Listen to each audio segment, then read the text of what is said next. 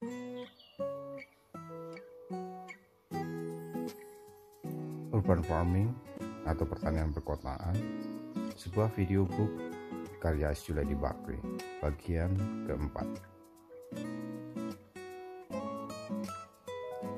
Assalamualaikum warahmatullahi wabarakatuh, Sobat Media.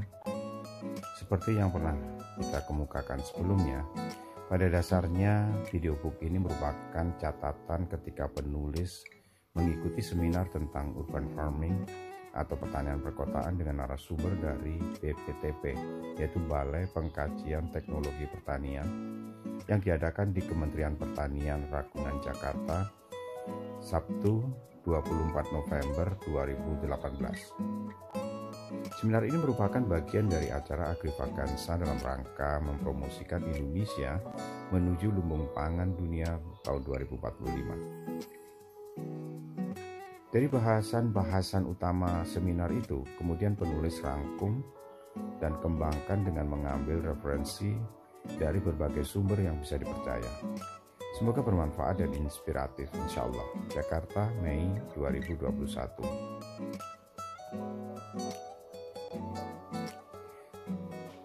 Di bagian ketiga kita telah berbicara tentang keunggulan-keunggulan urban farming secara ekonomi dan tentang bertani di kantor atau office farm yang selain punya nilai ekonomi juga bermanfaat untuk memperbaiki kualitas udara.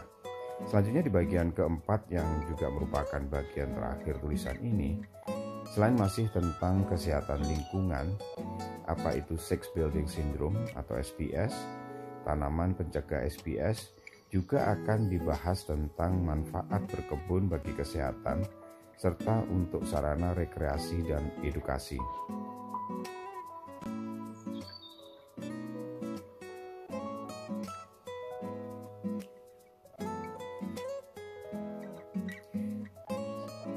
Six Building Syndrome atau SPS. Seperti yang dibahas sebelumnya, bahan-bahan polutan dari luar seperti asap kendaraan bermotor yang masuk dan terjebak di dalam gedung melalui pintu-pintu, jendela, ventilasi, ataupun celah-celah lain akan membahayakan kesehatan penghuni gedung. Ternyata bahan-bahan polutan itu tidak hanya datang dari luar, tapi juga dari dalam gedung itu sendiri. Menurut Environmental Health Center National Safety Council di Amerika, di dalam gedung-gedung perkantoran modern yang menggunakan penyejuk ruangan atau AC dengan sirkulasi tertutup, ternyata banyak sekali menggunakan bahan-bahan yang merupakan sumber polutan, termasuk di sini adalah lem, karpet, gorden, vitrase, mesin fotokopi, printer, cat, pengharum ruangan, peralatan kantor, bahan-bahan pembersih lantai dan kamar mandi, serta pestisida dan lain-lain.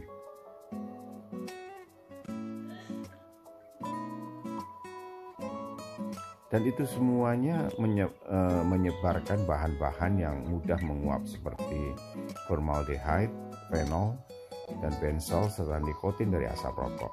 Penelitian menunjukkan bahwa bahan-bahan kimia tadi pada tingkat konsentrasi yang tinggi bisa menyebabkan gangguan kesehatan yang kronis dan akut. Bahkan dalam beberapa hal dikenal sebagai karsinogen yang merupakan salah satu penyebab kanker. Itulah yang dicurigai sebagai biang keladi terjadinya apa yang disebut Six Building Syndrome.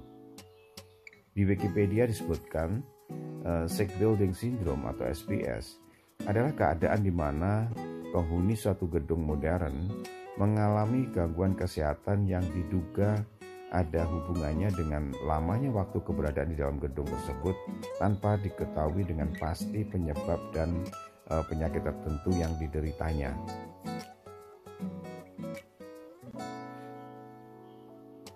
Sekarang kita bahas mengenai tanaman pencegah Six Building Syndrome atau SPS. Ini masih ngomongin tentang SPS. Dari hasil penelitian di negara-negara maju, menunjukkan bahwa ada korelasi antara kualitas udara yang rendah atau tercemar dengan kesehatan karyawan penghuni gedung modern. Fenomena kesehatan lingkungan yang buruk inilah yang dikenal dengan Six Building Syndrome.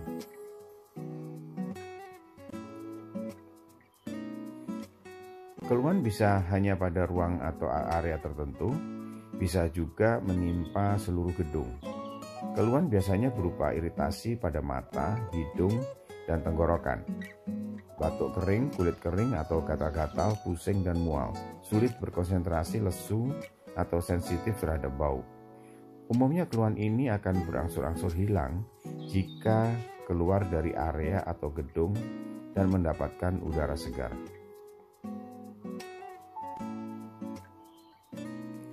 Penggunaan tanaman hidup untuk melengkapi interior gedung perkantoran modern bukan saja hanya bermanfaat secara psikologis dan meningkatkan gairah kerja, tetapi juga berdampak positif terhadap kesehatan fisik karyawan. Kualitas udara lingkungan kerja yang buruk bisa mengakibatkan karyawan cepat lelah, sakit kepala, dan kadang bisa ngantur, menurunkan konsentrasi. Penelitian yang dilakukan oleh Botanical Institute dari Universitas Cole menunjukkan bahwa tanaman-tanaman hias seperti beringin atau Ficus benyamina dan siri-sirian, Epipremnum aureum atau pothos mampu menyerap dan membersihkan bahan-bahan polutan tadi seperti formaldehyde dalam jumlah yang cukup besar melalui daun-daunnya. Menurut NASA, tanaman-tanaman seperti pedang-pedangan atau Sansevieria laurenti, paku-pakuan, Neprolepsis exaltata, Aglonema, lili, Spathiphyllum juga punya kemampuan yang sama.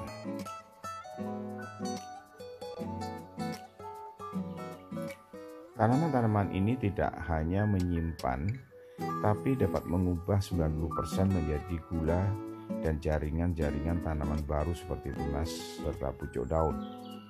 Bahkan beberapa jenis tanaman seperti lidah buaya, pedang-pedangan, nim atau mimba, anggrek, basil tetap mengeluarkan oksigen atau O2 walaupun malam hari. Selain itu, yang penting adalah kemampuan untuk mengubah menjadi oksigen yang sangat diperlukan oleh penghuni gedung.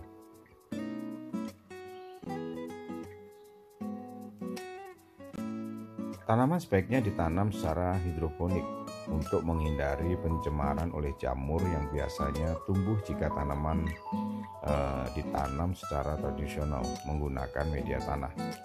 Segi positif lain yang didapatkan dari penggunaan tanaman hidroponik dalam kantor adalah menaikkan kelembapan sampai pada tingkat optimum sehingga bisa mencegah efek elektrostatik yang timbul akibat udara AC yang terlalu kering. Seperti kita ketahui bahwa peralatan komputer sangat sensitif terhadap gejala elektrostatik ini. Akibatnya bisa sangat merugikan.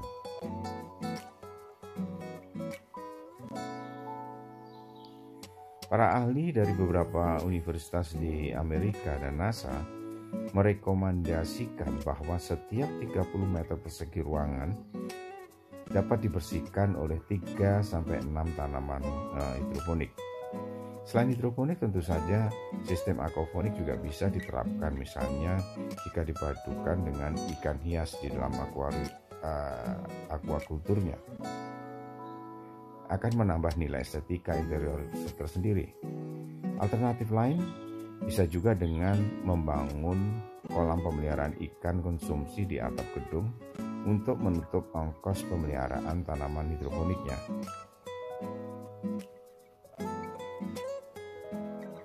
Manfaat berkebun bagi kesehatan. Ternyata berkebun itu banyak sekali manfaatnya bagi kesehatan fisik dan mental. Apalagi zaman sekarang gerak fisik sangat kurang, terutama bagi masyarakat perkotaan. Kerjanya berjam-jam melototin komputer, kalau ada waktu luang sedikit, layar gadget yang dipentelengi. Belum berjam-jam cuma duduk di mobil di tengah kemacetan kalau hidup di Jakarta atau di kota-kota besar lainnya.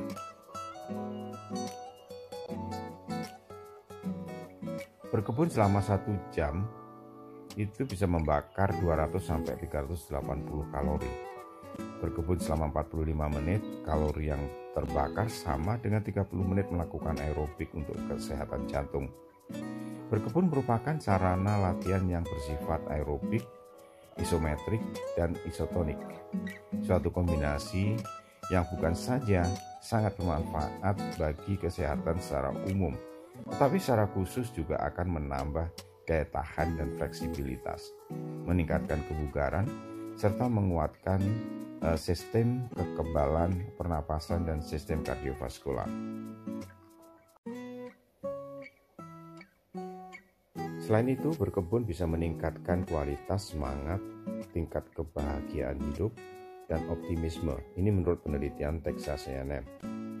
Menurunkan risiko osteoporosis menurut University of Arkansas. Menurunkan risiko diabetes, penelitian Kansas State University.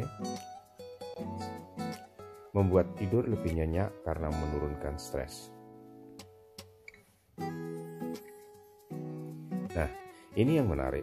Berkebun ternyata dapat memperbaiki dan meningkatkan gairah seksual secara dramatis, serta menurunkan risiko impotensi berdasarkan penelitian Medical University of Vienna. Bahkan untuk merehabilitasi mental para veteran Perang Vietnam, dilakukan apa yang disebut horticultural therapy.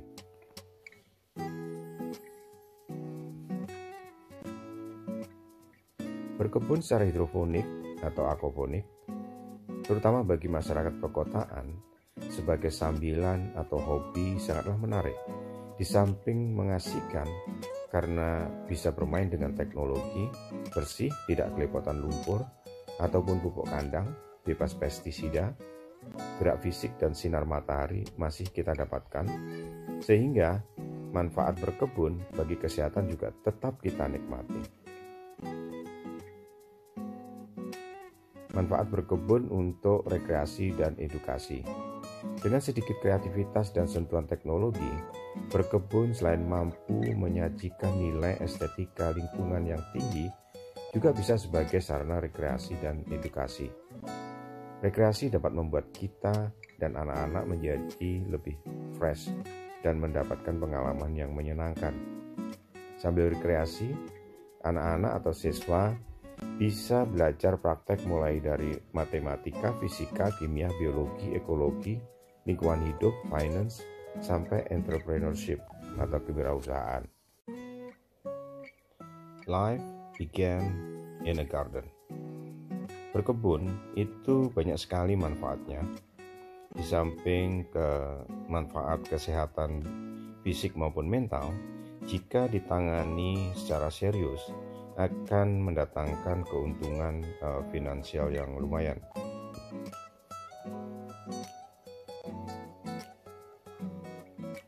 Terima kasih telah menyimak video book kami.